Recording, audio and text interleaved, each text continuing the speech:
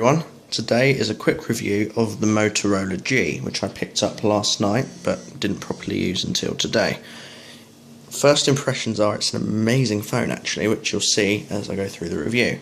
This is the 16GB variant, unlocked. You can pick it up in Phones For You at the moment for £160, that's for the black one, but they give you a free white back as well, so you can choose. Handy for my nan, this is actually her phone, she can colour coordinate it to a handbag or whatever she wants to. I think she was quite impressed with that actually.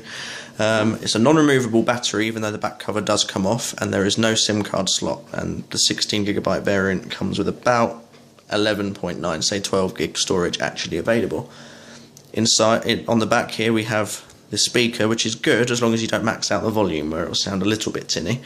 A 5 megapixel camera with autofocus, HDR and slow-mo, and a flash, LED flash.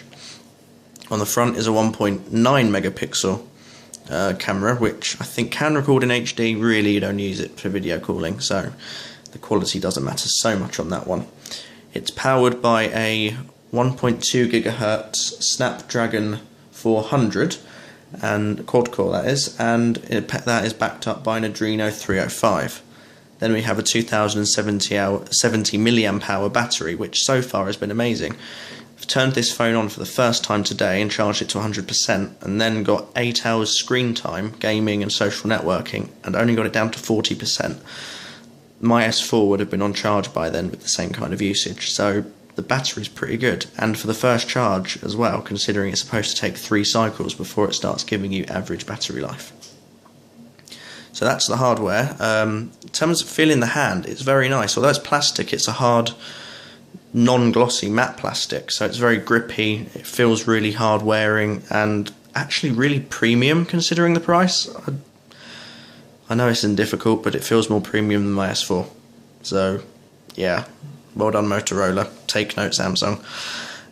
This phone actually makes me really disappointed that the Motorola X wasn't available in the UK, because I probably would have gotten that. But anyway, let's go on to the software. The 4.4 KitKat update has finished rolling out in America and has started in the UK for Tesco mobile customers yesterday. It hasn't quite reached this unlocked one yet, so it's still on 4.3 Jelly Bean at the moment.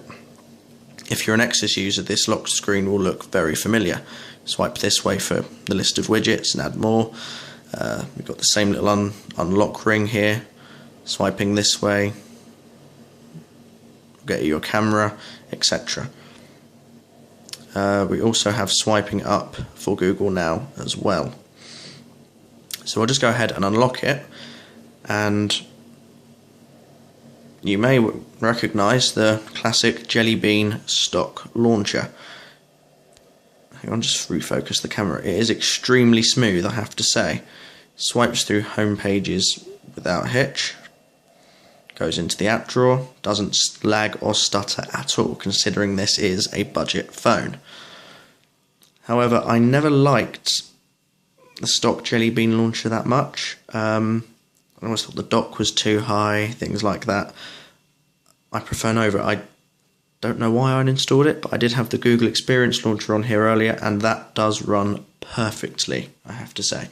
Just as well as it does on my Nexus 7 or S4. But Nova is still my go-to launcher. But we'll keep it in the standard launcher for this review. In terms of added software, there isn't much really. There isn't any of the peek-in notifications or, trying to think of the words, touchless control that the Motorola X has, simply because it isn't a AMOLED screen, it's IPS, and it doesn't have the right kind of processor system that makes the touchless controls work. So in terms of added Motorola software, there isn't much.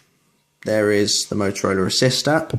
The camera app's different, actually, I have to say. FM radio. I've noticed a lot of phones, like my S4, don't have FM radios built in anymore.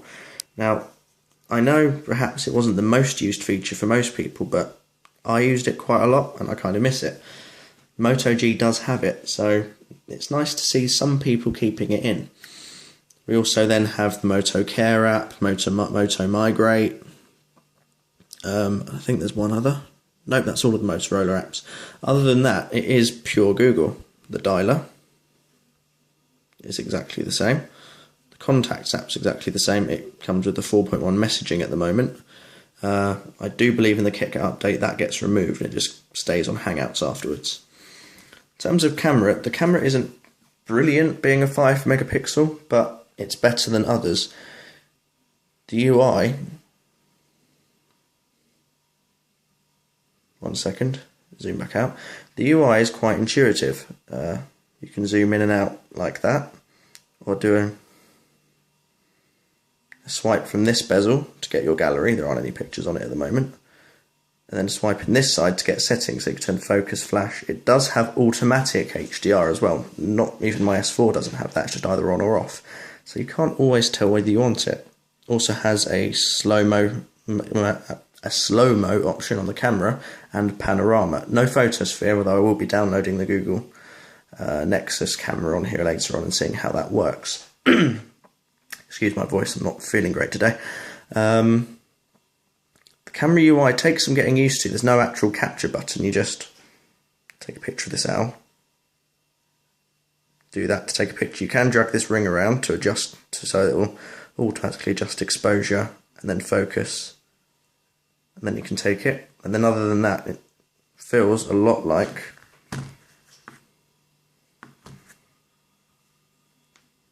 the stock gallery, the way you delete things. So the camera is quite good. I haven't really done much testing with the 4.1 with the front camera yet. Notifications are very much the same, with pressing this button here to get to your quick settings or doing a two-fingered swipe. The only other changes that Motorola have made, there really aren't that many, are access to the Motorola device ID and also Motorola privacy and Find My Phone services as well. Other than that, it's exactly the same as any other Nexus device. It even gets Nexus-like updates. If you live in America, over here it's a bit delayed. So what can I really say about the Moto G so far? I've noticed Wi-Fi has dropped out a couple of times today, although I'm not sure if that might be my router acting up, so I'll let you know more about that on Google Plus later and let you know if that was the phone. I did notice in the changelog for KitKat, which I've managed to look at, it does say improved Wi-Fi functionality, so it could be the phone. And if it is the phone, then that has been fixed apparently in the update. Something interesting though, the camera app, several of the other Motorola apps, and even the bootloader are all updated through the Play Store, which I'll just prove to you here. And they were recently updated. So even though this is on Jelly Bean, you'll notice it's got the KitKat camera icon. Try saying that 3 times fast.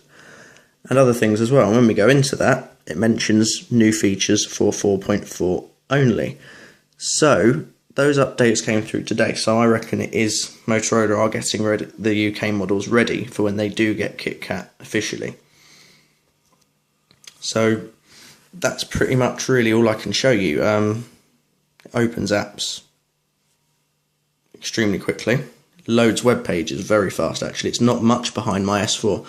Considering the processor difference and the S4 has an extra gig of RAM, it really does load quite quickly. We'll just go to The Verge. That's quite a media heavy website. It normally takes a while to load. It doesn't take this long to load, and bearing in mind I've cleared the cache and everything on this, and I've never been to this website on here before, so that was all just a fresh load, and the little Motorola G does it well. I would go as far as to say, alright, it's having a bit of trouble loading the desktop mode. There we go. I would say this is one of the most important Android devices in a long time. I'll tell you why I say that.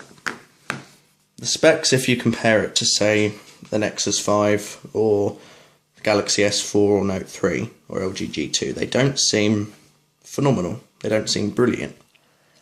And yet, if you put it next to any of them, it doesn't seem much slower. It's only if you try and get it to do a really processor-intensive app, like a game or something, you know, it's any difference. But for day-to-day browsing and social networking, it keeps up, and it keeps up well.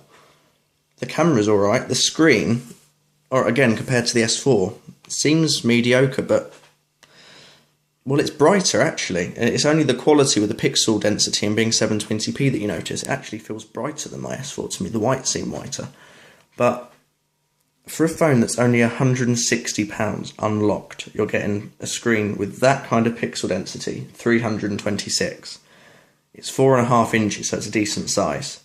And it's 720p, so technically it's Nexus 4 specs, really. I want to know how Motorola are making money out of it. It's quad-core, it's going to get KitKat, which only needs 500 meg of RAM to run, and this has got a gig. It's the perfect phone, entry phone for, well, say grandparents like mine, or children for their first phone, but I think Motorola are trying to send people a message. If you buy the Samsung equivalent of this, their budget phone, it'll have a dual-core processor, maybe single-core. It'll only be on...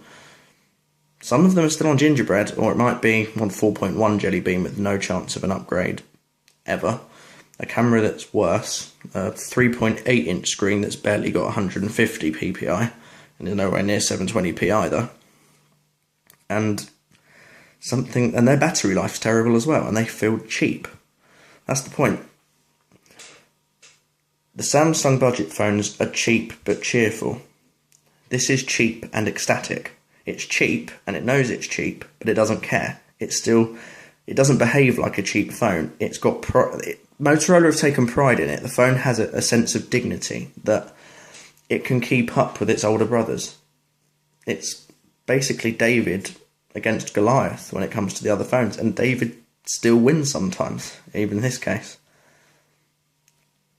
I'm kind of fallen in love with this phone, despite having something worth money-wise a lot more, and that's on paper should be a lot better. It's just a really endearing little phone, because you look at it and you think it shouldn't be as good as it is for the money, and you realise Motorola have really caught onto something here, and I just hope the other companies take notice.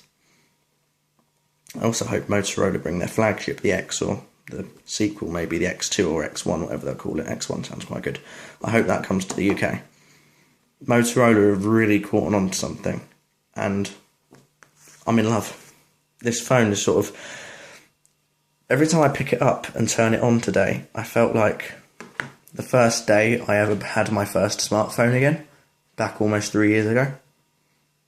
It's that sense of excitement, of giddiness, that this phone is so amazing, and it's so cheap. I want to buy everyone one. I want to go out and just buy a bag of them and give them to people because I know they'll love them, and because it's worth the money.